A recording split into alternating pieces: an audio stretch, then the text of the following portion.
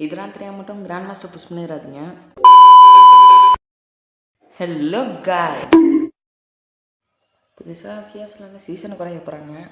அதில் எப்படி grand master போகிறது, எப்படி கிராண்ட்லேயே ஸ்டே பண்ணுறது, ஒரு நாளைக்கு எவ்வளோ ஸ்டார் ஏற்றணும், அது எல்லாமே டிப்ஸ் அண்ட் ட்ரிக்காக நம்ம சொல்ல போகிறோம். அதுக்கெல்லாம் முன்னாடியே நம்ம வீடியோவை பார்க்குறவங்க எல்லாம் லைக் பண்ணிட்டு சப்ஸ்கிரைப் பண்ணிட்டு பாருங்கள். நான் வீடியோ ஸ்டார்டிங்லேயே சொல்லியிருப்பேன், இதெல்லாம் தெரியாமல் கிராண்ட் மாஸ்டர் புஷ் பண்ணாதீங்கன்னு. அதில் ஃபஸ்ட்டு முக்கியமான விஷயமே டீம் ரோலா அப்படின்னா என்ன வரும்னு கேட்டிங்கன்னா, இப்போ உங்கள் டீமுக்குன்னு ஒவ்வொரு ரோல் இருக்கணும். இப்போ வந்து கிராண்ட் மாஸ்டர் புஷ் பண்ணணுன்னா கரெக்டான ப்ராப்பரான டீம் ரோல் இருக்கணும். இப்போ டீம் ரோல்னால் என்னென்னு உங்களுக்கு தெரியலனா இப்போ நான் சொல்கிறேன்.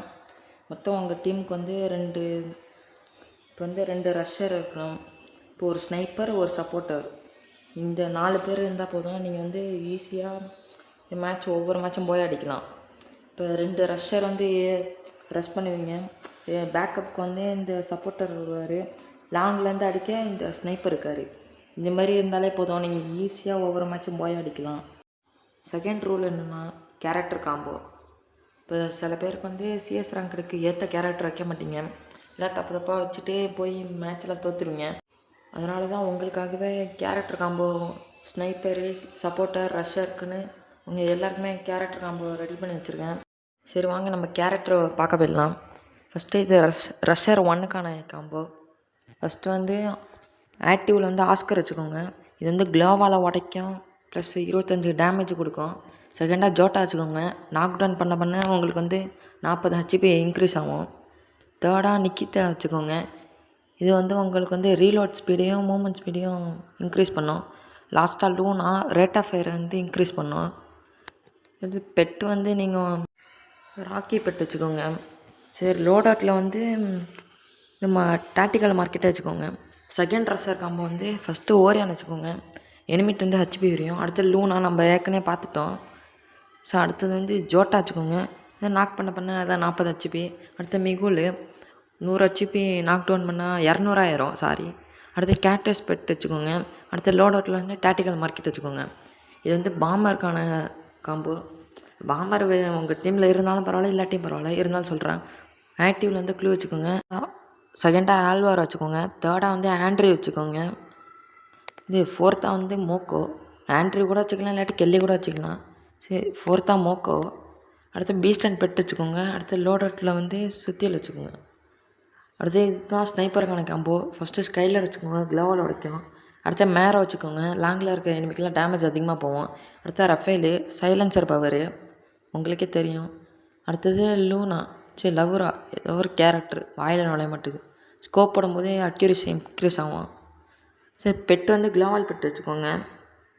அவ்வளோதான், இது ஸ்னைப்பருக்கான கேரக்டர். இது வந்து இப்போ காமிக்கிறது வந்து சப்போர்ட்டரு.